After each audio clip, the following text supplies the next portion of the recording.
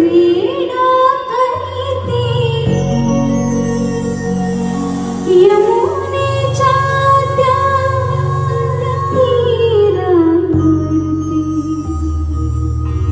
गोपी अशा जल क्रीडा करीते अवचित येता कृष्ण कन्हैया